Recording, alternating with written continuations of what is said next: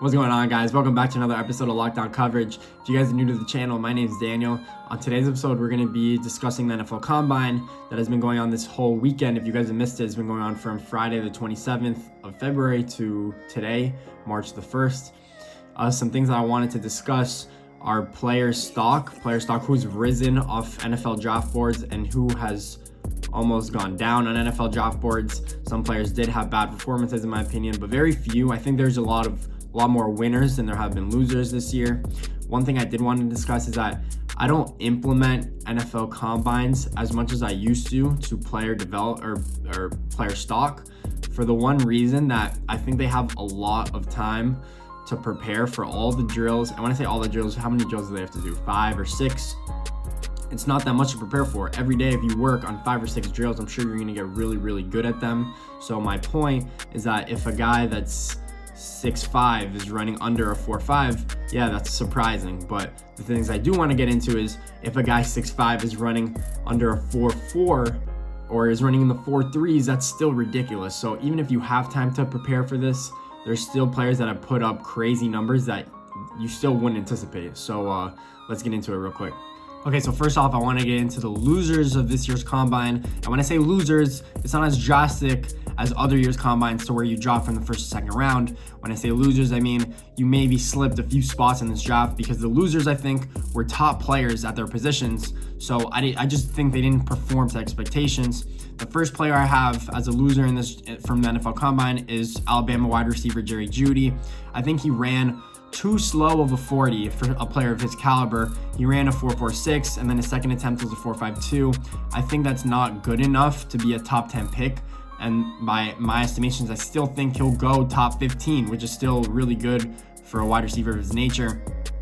He is amazing. He's an amazing route runner. He's really good in tight spaces. Now people are going to question, can he blow the top off a defense? Because that is what makes you a top 10 pick, in my opinion, at wide receiver. He's not that big AJ Green type of body to where he's going to moss corners. He's going to be needy for his route running. He's going to be needy for his explosiveness within 10 yards. So his burst, basically, if I had to compare him to one player in the NFL, I would have to be probably someone like Amari Cooper, former Alabama wide receiver. So when I say loss, I don't think he dropped drastically, but I think he didn't secure his spot in the top 10 of this year's draft. I still think he could by performing well at his pro day. I think that he will perform better at his pro day because he's that type of player. He has that type of mentality. The two only other losses I have from the NFL Combine, and when I say two, I mean players, but types of losses are hamstrings. And when I say hamstrings, I mean hamstrings in your leg.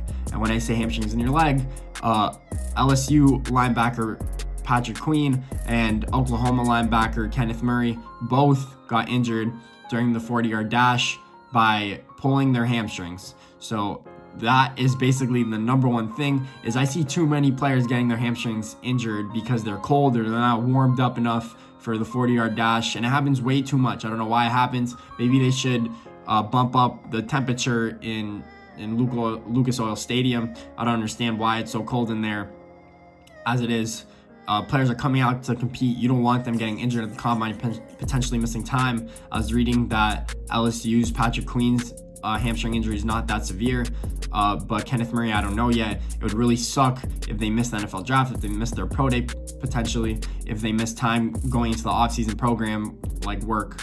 It would really suck. But those are the only types, and I have to say types because I'm talking about hamstrings, and I'm saying types of losers from this year's draft. There's a lot more winners, so I want to get into those right now, actually. So now that we're at winners, I want to talk about players that really won the NFL Combine. I want to say one, I mean players that either secured their top at being the top of their position or brought their stock up in the draft, potentially getting moved up. The first group I want to discuss is the quarterbacks. First on the list is Justin Herbert, Oregon quarterback. He cemented himself, in my opinion, as the third best quarterback in this draft behind Tua Tagovailoa and Joe Burrow. He performed amazing in the combine. He threw every throw you want him to make. He threw it with velocity. He threw a touch. He threw 60 yards downfield if you want him to, all with the flick of the wrist. All these quarterbacks nowadays, all they do is flick the wrist and they throw 55 yards. I really don't get it. It truly is amazing to see. He also showed that he's good with his feet, because in Oregon, all they did was snap the ball from shotgun. He never took it under center. I don't think I've ever seen one snap of him under center. And he also showed, like he did in last year's Rose Bowl, that he is mobile. He's mobile enough to compete in the NFL. He was one of the fastest quarterbacks behind Jalen Hurts, I think, which is surprising. He's 6'6". You would think he's that big build that could just stay in the pocket and be that pocket passer. But I don't want to be surprised in the NFL if they move him out of the pocket, if they show his mobility. He ran under a 4.7, which is fast for a player 6'6", over 220, let's say. So he has the mobility. He's not that stagnant player to sit in the pocket. Another quarterback who I think won from this NFL Combine is Jordan Love. Jordan Love, quarterback from Utah State. Even though he didn't perform well in 2019, he had 20 touchdowns to 17 interceptions. 17, I think, led all of the FBS this year, which is a lot of interceptions. But he does have that crazy arm. He has that same flick of the wrist motion. People said they remind him of Patrick Mahomes. I don't know how you're going to compare Patrick Mahomes, MVP, Super Bowl winner, to a player coming out of Utah State who had 17 interceptions. Jordan Love did have like 8 new offensive starters this year. He lost his head coach in 2018. That's where people are actually looking at his film, where he had 32 touchdowns and 6 interceptions. So those are the 2 quarterbacks that I think cemented themselves as 3. Justin Herbert being at 3, Jordan Love being at 4. I think that rounds out the top 4 quarterbacks for this draft. They did perform really well in the Combine, so that brings their status up a little bit. Some other winners that I have from the NFL Combine are offensive tackles. One offensive tackle in mind is Mekhi Becton from Louisville. If you haven't seen him, this man is a monster. This man is a mountain. He is an asteroid. I don't know what else you want me to compare him to. He is an immovable target. He's 6'7", 360 pounds, and he ran a 5.1 on his 40. A 5.1. It is completely normal. If he ran a 5.7, I'd be like, okay, that's what I expected. But he ran a 5.1, faster than a lot of offensive tackles who are 6'2", 290 pounds, which is ridiculous. Another offensive tackle who I think performed really well at the Combine was Tristan Wirfs, tackle from Iowa. If you want to compare his measurables as well, he had a 36-inch vertical. If you want to compare that to other players like Jerry Jeudy, who I think was a loser. Another reason I think he is a loser is because Tristan Wirfs, offensive tackle, had a higher vertical leap than Jerry Jeudy, whose was 35.5, 35. Tristan Wirfs was 36, which is ridiculous. Other ridiculous stats from the Combine are players that ran a 4.39. If you want to guess who that was, it's versatile, standout, 6'4", 230 linebacker from Clemson, Isaiah Simmons, running a 4.39, faster than most wide receivers, faster than Jerry Jeudy. Again, I'm not taking hits at this guy, but I still think he did lose some stock at the Combine. But again, Isaiah Simmons from Clemson performed amazing. He killed the Combine. I would not be surprised if the Giants pick him at 4. I think he solidified himself as a top 5 to 6 player in this draft. He could do anything. He's a safety, he's a corner, he's a linebacker. He could even rush the passer. I think this past year at Clemson, he had over 6 sacks. He had interceptions, he had pass deflections, he had tackles. He's a monster. I'm a Dolphin fan, if you guys don't know that. I would draft him if I was the Dolphins. I wish they could. I wish they didn't need a quarterback, but they really do. So Tua's in mind. Other players I think performed really well at the Combine are Michael Turk. If you haven't heard that name, Michael Turk, Arizona State punter.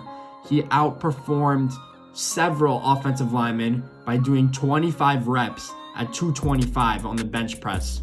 25 reps for a punter. He beat out every wide receiver, I think. He beat out a few offensive linemen like Andrew Thomas or Josh Jones, who are top 3, top 4 offensive linemen in this year's draft. A punter from Arizona State. He doesn't even look that big, but it's ridiculous for punters to be doing that. Other players who I think perform really well are players like Henry Ruggs, who is a speed demon. He ran a 4.28.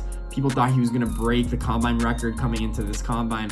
He didn't, but he still showed his ability to run. And the good thing about Henry Ruggs, I don't think he's a one-trick pony. I don't think he's that guy that you put on the field and you just tell him to run go routes the whole time. He's elusive. He's explosive. I think he could develop into a Deshaun Jackson type of player. I wouldn't be surprised if he does. I really like the way he looks.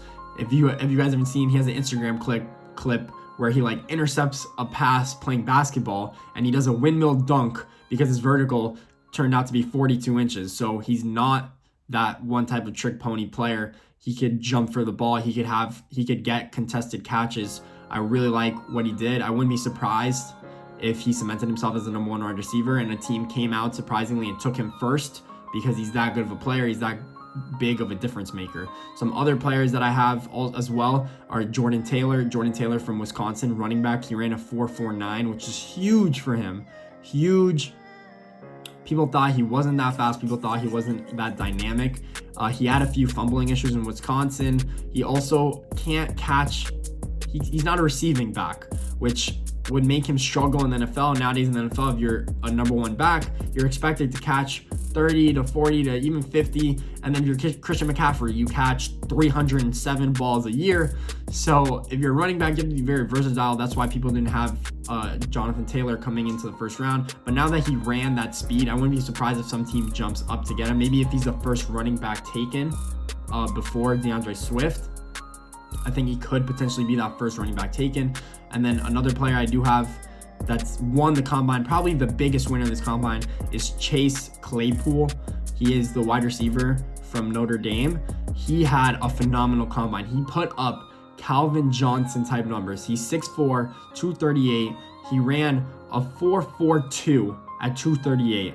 The only players that have ever done that are players like Calvin Johnson. He's kind of going to be that hybrid tight end wide receiver type of player. They don't know yet where he's going to be, but he is going to be a mismatch nightmare. I'll tell you guys that for a fact. I wouldn't be surprised if whoever drafts him throws him all over the field. I think he won the combine the most because he ended up going from maybe being a 3rd or 4th round pick to potentially being end of 2nd round, mid 2nd round.